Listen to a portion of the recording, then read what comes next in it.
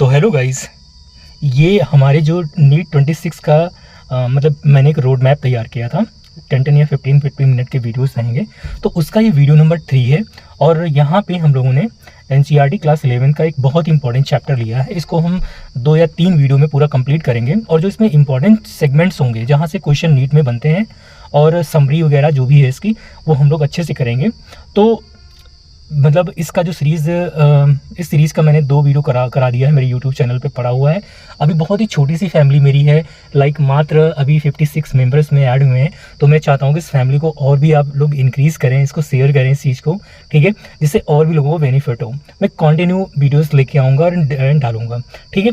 तो नीट 26 में आपको हेल्प काफ़ी करेगा गाइस, ठीक है। और एक रोड मैप भी मैं आपको बताऊँगा कि कैसे आप लोग नीट 26 के लिए प्रिपेयर करें, ठीक है। तो यहाँ पर स्टार्ट करते हैं, cell cycle and cell division, ठीक है। तो यहाँ पे पहले इसको हम लोग थोड़ा सा इसकी बेसिक अंडरस्टैंडिंग लेते हैं कि हमको बेसिकली पढ़ना क्या क्या है, हम मतलब मेन फोकस कहाँ से करें। मतलब कोई अगर जो एस्पिरेंट एकदम 0 लेवल पे है तो वो क्या करे। तो सबसे पहले आप क्या किया करो, चैप्टर की शुरुआत में जब आप पढ़ा करो एनसीईआरटी को, तो ये चीज़ बिल्कुल अवॉइड ना किया करो। रीज़न इज़ दैट यहाँ से आपको बहुत सारी चीज़ें क्लैरिटी मिल जाती है कि चैप्टर में बेसिकली दिया गया है, हमको चैप्टर को प्रोसीड कैसे करना है। फिर भी अगर जो आपको कोई लैंग्वेज या कोई लाइन एनसीईआरटी की नहीं समझ में आ रही, तो मैं यहाँ पे लाइन बाय लाइन आपको एक्सप्लेन कर रहा हूँ, ठीक है। तो आप लोग देख सकते हो, और इस चैप्टर की तो मैं लाइन बाय लाइन ही एक्सप्लेन करूँगा। यहाँ से देखो, as you aware that all organism even the largest start their life form a single cell, ठीक है। तो आप लोगों में से कितने लोग जानते हैं कि जितने भी ऑर्गेनिजम्स होते हैं, मतलब जितने ऑर्गेनिजम्स हैं, ठीक है, चाहे वो लार्जेस्ट हो, तो वो अपनी जो लाइफ की जर्नी है वो सिंगल सेल से स्टार्ट करते हैं, ठीक है। You may wonder how a single cell then goes on to form such a large organism. तो आपको ये जान के आश्चर्य होगा कि एक सिंगल सेल से कैसे इतना बड़ा इंसान बन जाता है, या कैसे इतना बड़ा, आपने देखा होगा कंगारू वगैरह, जिराफ वगैरह, ये सिर्फ एक सिंगल सेल से स्टार्ट करते अपनी जर्नी है। डायनासोर, जो बहुत सारे मेसोजोइक एरा में बहुत बड़े बड़े रेप्टाइल्स आपने देखे होंगे, एलिफेंट, ठीक है, मैमल्स वगैरह, ये सब चीज़ें आपने देखी होंगी। एंड जाइंट मैमल्स वगैरह, जैसे कि आपका ब्लू व्हेल वगैरह हो गया, तो ये सिंगल सेल से ही अपनी जर्नी को स्टार्ट करते हैं।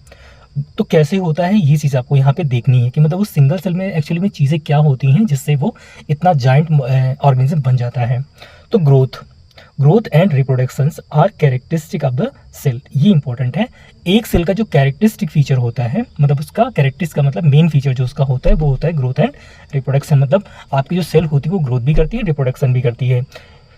Indeed of all living organism, मतलब ये फैक्ट जितने भी लिविंग ऑर्गेनिजम्स हैं उनके लिए ट्रू है, ठीक है। ऑल सेल्स, यहाँ पे देखो, ऑल पे आप जाइए, यहाँ पे तो लिखा है all cells reproduce by dividing into 2। तो जितनी भी सेल्स होती हैं वो रिप्रोड्यूस कैसे करती हैं, वो अपने आप को 2 सेल्स में डिवाइड कर लेती हैं इस टाइप से, ठीक है। With each parental cell giving rise to daughter nuclei each time they divide, ठीक है। तो ये बात वही चीज़ है कि एक पेरेंटल सेल से हमारी 2 पेरेंटल सेल ऐसे बन जाती हैं, और ये प्रोसेस लिविंग में पाई जाती है। यहाँ पे आपने ये चीज़ आपने सीख ली अच्छे तरीके से, ठीक है। ऑल सेल्स, अच्छा ये हो गया। These newly form daughter cell can them cell growth and divide giving rise to a new cell population that is formed by the growth and division of single parental cell and its progeny। समझते हैं इस paragraph को, थोड़ा लंबी दिया है। तो यहाँ पे लिखा है these newly formed daughter cell, मतलब यही जो आपकी डॉटर सेल न्यूली फॉर्म हुई हैं, can themselves growth and divide, मतलब ये इसमें ग्रोथ भी होगी एंड देन ये डिवाइड करेंगे, giving rise to a new cell population. तो ऐसी वो बहुत सारी, मतलब एक पॉपुलेशन तैयार कर लेंगी, एक नई सेल पॉपुलेशन बना लेंगे with the help of growth and division. ये इंपॉर्टेंट है, आपको अच्छे तरीके से ये सब चीज़ें पता होनी चाहिए। That is formed by growth and division of single parental cell and its progeny. तो पॉपुलेशन कैसे बनेगी, जब बहुत सारी, जैसे कि मान लो सिंगल पेरेंटल सेल थी, अब इसने डिवाइड किया, और डिवाइड करके इसने 2 सेल बनाई। अब ये जो फर्दर 2 सेल हैं, इसमें से एक सेल डिवाइड करी, इसने 2 सेल बना दिए इस टाइप से, ठीक है। इसने डिवाइड किया तो इसने अपनी 2 सेल ऐसे तैयार कर ली, ठीक है। फिर ऐसे फर्दर ऐसे करते करते तो एक पॉपुलेशन ऐसे तैयार हो जाती है। यही इस लाइन का मतलब यहाँ पे है। समझ में आगे हो गया, ओके। तो आगे हम लोग यहाँ पे प्रोसीड करते हैं। In other word, such cycle of growth and division allow a single cell, ठीक है, to form a structure consisting of million of cells. तो यहाँ पे हम लोग अगर जो सिंपल वर्ड्स में मतलब इसको अलग शब्दों में कहें, तो अलग शब्दों में यहाँ पे ये बात हो रही है कि यही जो हमारी सिंगल सेल होती है, इसमें ग्रोथ और डिवीज़न की ऐसी प्रॉपर्टी होती है कि बाद में यही इसमें जो है बहुत सारी सेल्स, मिलियन ऑफ सेल्स इसमें हो जाती हैं ग्रोथ और डिवीज़न की हेल्प से। तो ये चीज़ आपने यहाँ पे पढ़ी कि ग्रोथ और डिवीज़न कितना इंपॉर्टेंट होता है एक सेल से बहुत बड़ा ऑर्गेनिज्म बनाने के लिए। तो कहीं ना कहीं ये चैप्टर गाइस जो होगा ये कहीं ना कहीं ग्रोथ और डिवीज़न, मतलब डिवीज़न कैसे हो रहा है, ग्रोथ कैसे हो रही है या रिप्रोडक्शन कैसे हो रहा है, इसी पे कहीं ना कहीं ये चैप्टर पूरा डील किया गया है। और आप जब एनसीईआरटी पढ़ोगे तो एनसीईआरटी में यही सब चीज़ें आपको देखने को मिलेंगी। रीज़न इज दैट कि चैप्टर ही ऐसा है, cell division and cell cycle. अब हम लोग सेल साइकिल की बात करते हैं यहाँ पे। चलिए ठीक है, आराम से करेंगे, बहुत जल्दबाजी नहीं करेंगे, आप लोग आराम से इस चीज़ को देखते चलिए। Cell cycle, what is cell cycle? Cell division, देखो सबसे पहले सेल डिवीजन की बात करें यहाँ पे। सेल डिवीजन और सेल साइकिल में बहुत फर्क होता है, अभी वो फर्क आपको समझ में आएगा। ठीक है, cell division is a very important process in all living organism. पहली तो बात ये अंडरलाइन कर लो कि जितने भी लिविंग ऑर्गेनिज्म होते हैं, मतलब ऑल का मतलब जितने भी, चाहे वो आपका एकदम माइक्रोस्कोपिक हो जैसे कि बैक्टीरिया हो, या फिर बहुत बड़ा माइक्रोस्कोपिक हो जैसे कि ब्लू व्हेल हो, तो जितने भी लिविंग ऑर्गेनिज्म उसमें सेल डिवीजन जरूर आपको देखने को मिलेगा, तभी वो डिवाइड करके एक फर्दर जो है आपका न्यू ऑर्गेनिज्म मतलब न्यू सेल्स तैयार करता है या मिलियन ऑफ सेल तैयार करता है। ठीक है, during the division of cell, मतलब एक सेल में जो डिवीजन होता है उसके दौरान DNA replication and cell growth also take place. तो यहाँ पे क्या हो रहा है कि जैसे ही कोई सेल डिवाइड करती है तो उसमें डीएनए रेप्लिकेशन भी होता है और सेल का जो है वो ग्रोथ भी होता है।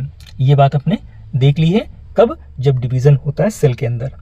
ऑल दीज प्रोसेस, यहाँ पे पढ़ना है इसमें, all these process i.e. cell division, DNA replication and cell growth hence have to take place in a coordinated way to ensure correct division and formation of progeny cell containing intact genome. Intact genome का मतलब यहाँ पे ये हो गया कि मतलब एक डेफिनेट जीनोम मतलब डेफिनेट डीएनए प्रोजेनी सेल के अंदर होगा। इंटैक्ट का मतलब डेफिनेट, ठीक है, यहाँ पे ये चीज़ है। तो यहाँ पे लिखा ऑल दीज प्रोसेस, ये सभी प्रोसेस जो होती हैं जैसे कि cell division, DNA replication and cell growth hence have to takes place in a coordinated way. तो ये सारी जो प्रोसेस होती हैं एक कोऑर्डिनेटेड मैनर में होती है, मतलब एक तरीके से होती है, एक सीक्वेंस में होती हैं। Way to ensure correct division, मतलब जिससे कि करेक्ट डिवीजन हो। अब जैसे कि मान लो डीएनए रेप्लिकेशन पहले हो गया और सेल डिवाइड बाद में करी तो कैसे हो जाएगा? तो ये तो इनकरेक्ट मेथड हो गया। तो एक करेक्ट मेथड में सारी चीज़ें होती हैं, एक करेक्ट सीक्वेंस में होती हैं, ये बात यहाँ पे उन्होंने बोली है। The sequence of event by which a cell duplicate its genome, its genome का मतलब वही DNA RNA, synthesis the other constitute of the cell and eventually division into two daughter cell is termed as cell cycle. अब इस चीज़ को यहाँ पे देखो, सेल डिवीजन और सेल साइकिल में आपको फर्क नजर आएगा यहाँ पे। The sequence of event by which cell duplicate its genome, तो सबसे पहले यहाँ पे जीनोम का डुप्लीकेशन हुआ, मतलब यहाँ जो डीएनए अमाउंट था वो डबल हुआ, ये आपका एक प्रोसेस हुआ, यहाँ पे नंबर 1 कर लो, ठीक है। Synthesis of the other constitute of the cell, अब यहाँ पे लिखा है कि मतलब सेल के अंदर डीएनए तो नहीं होगा, उसमें बहुत सारी चीज़ें होंगी, लाइक प्रोटीन भी होगी उसके अंदर, आरएनए भी होगा, कार्बोहाइड्रेट भी होगा, तो ये भी आपको वहाँ पे क्या करना है, बनाना है, सिंथेसिस करना है, तो ये भी उसमें इंक्लूड हो गया। मतलब ये नंबर 2 चीज़ें हो गई, है ना। नंबर 1 मतलब पहले उसने अपना जीनोम को मतलब डीएनए को डबल किया, देन यहाँ पे सिंथेसिस भी की गई कुछ और मतलब उसकी ऑर्गेनेल्स या उसकी कंपाउंड्स की, लाइक वहाँ पे प्रोटीन, लाइक कार्बोहाइड्रेट हो गया, लाइक आरएनए हो गया वहाँ पे, एंड इवेंचुअली और अंततः divide into two daughter cell, मतलब यहाँ पे डिवीजन, मतलब यहाँ पे डिवीजन, ठीक है। तो यहाँ पे ये तीनों प्रोसेस मिला के हमारी सेल साइकिल कहलाती है। समझ में आया? अब समझ में आपको क्लियर कट हो गया होगा सेल डिवीजन और सेल साइकिल में फ़र्क क्या होता है। एक्चुअली जो सेल साइकिल होती है उसमें 3 प्रोसेस होती हैं, 3 प्रोसेस होती हैं, ये मैंने आपको अभी यहाँ पे बताया। मतलब 3 प्रोसेस, मतलब यहाँ पे अगर जो मैं सिंपल वर्ड में कहूँ तो डीएनए रेप्लिकेशन, ठीक है, एक ये प्रोसेस हो गई, ठीक। इसके बाद में synthesis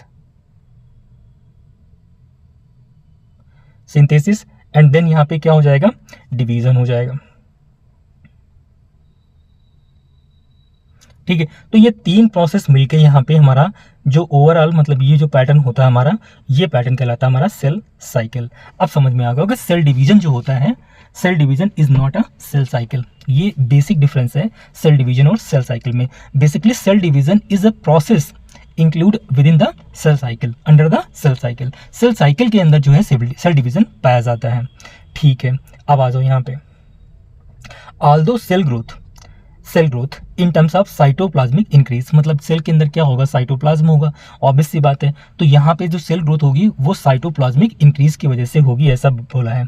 is a continuous process, important है, सेल ग्रोथ जो होती है वो कॉन्टिन्यूस प्रोसेस होती है, मतलब साइटोप्लाज्म जो इंक्रीमेंट होता है वो एक आपका क्या होता है, कॉन्टिन्यूस प्रोसेस, मतलब लगातार होने वाली ये प्रोसेस है। DNA synthesis occur only one specific stage in the cell cycle, मतलब यहाँ पे जो हमारी सेल ग्रोथ होती है ये एक कॉन्टिन्यूस प्रोसेस है, मतलब साइटोप्लाज्मिक का जो इंक्रीमेंट होता है वो लगातार होता रहता है, लेकिन डीएनए सिंथेसिस जो होती है सिर्फ एक स्टेप, मतलब एक पर्टिकुलर जगह पे होती है, और उस पर्टिकुलर जगह को आप लोग आगे पढ़ोगे, अभी जब इंटरफेज आएगा उसमें पढ़ोगे, वो एस फेज होती है, ठीक है। ओके, द रेप्लिकेटेड क्रोमोसोम, मतलब डीएनए, रेप्लिकेटेड क्रोमोसोम का मतलब यहाँ पे सिंपल सा क्या है, डीएनए यहाँ पे है, are then distributed to daughter nuclei by a complex series of event during cell division. Complex series of event का मतलब जैसे आप लोग माइटोसिस पढ़ोगे, मतलब सेल साइकिल अपनी खत्म की, सेल साइकिल में इंटरफेज पढ़ोगे और इसके बाद में एम फेज पढ़ोगे। एम फेज मतलब एक्चुअल जो डिवाइडिंग फेज होता है वो होता है, तो वहाँ पे प्रोफेज आएगा, मेटाफेज आएगा, एनाफेज आएगा, देन टेलोफेज आएगा, ठीक है। तो वहाँ पे एक यहाँ पे लिखा है कि जब वो हमारा जो डीएनए डुप्लीकेट हुआ है बाद में ये 2 सेल में डिवाइड हो जाता है, ठीक है। तो वो कैसे होता है, कॉम्प्लेक्स सीरीज ऑफ इवेंट। तो कॉम्प्लेक्स सीरीज मतलब prophase, metaphase, anaphase, then telophase. तो वहाँ पे टेलोफेज के बाद में साइटोकाइनेसिस होती है, मतलब सेल का डिवीजन होता है बेसिकली, ठीक है। These event are themselves under genetic, बहुत इंपॉर्टेंट चीज़ है गाइज, ये जो इवेंट्स होते हैं ये सारे जेनेटिक कंट्रोल्स में होते हैं, ठीक है। मतलब जो सेल हमारी डिवाइड करेगी फर्दर ये हमारे जेनेटिक कंट्रोल में हो जाएंगे, ठीक है। तो ये यहाँ पे आपका इतना मैंने आपको ये करवा दिया, और मुझे लग रहा है कि इतना ही अभी सफिशिएंट आप लोगों के लिए, पढ़ने के लिए इतना पैरा आप लोग एनसीईआरटी से एक बार खत्म कर लीजिए। और अगर जो कोई क्वेरी आपको लग रही है यहाँ पे कि मुझे कोई चीज़ समझ में नहीं आई या मुझे मिसिंग लग रहा है कुछ, तो आप कमेंट बॉक्स में अपना क्वेश्चन ड्रॉप कर सकते हैं और वहाँ से मैं सीधे आपको रिप्लाई करूँगा। और इसके अलावा आप टेलीग्राम चैनल पर भी जुड़ सकते हो, वहाँ पर बहुत सारी चीज़ें मैं आपके डिस्कस कर लूँगा, ठीक है गाइज। तो ये वीडियो नंबर मेरा 3 था रिगार्डिंग नीट 26, और 90 जो मेरा टारगेट है वो 90 का मैं आपको पूरा गारंटी ले रहा हूँ कि 90 आउट ऑफ 90 में मेरे वीडियो से आपको पूरा बेनिफिट मिलेगा, अगर जो आप पूरे वीडियो लेक्चर मेरे देखते हैं टिल 26, ठीक है। तो यहाँ पे मैंने ये आपको खत्म किया, देन इसके बाद में अभी हम लोग फेज ऑफ सेल साइकिल पढ़ेंगे, उसमें सबसे पहले हम लोग माइटोसिस खत्म करेंगे, देन हम लोग मियोसिस पे जाएंगे, और एक एक लाइन को हम लोग समझेंगे इस चैप्टर, क्योंकि चैप्टर बहुत इंपॉर्टेंट है, 4 से 5 क्वेश्चन कभी कभी नीट में आ चुके हैं। तो ठीक है, फिर मिलते हैं नेक्स्ट लेक्चर के साथ में, तब तक के लिए बाय, और हाँ पढ़ते रहिए और स्माइलिंग देते रहिए।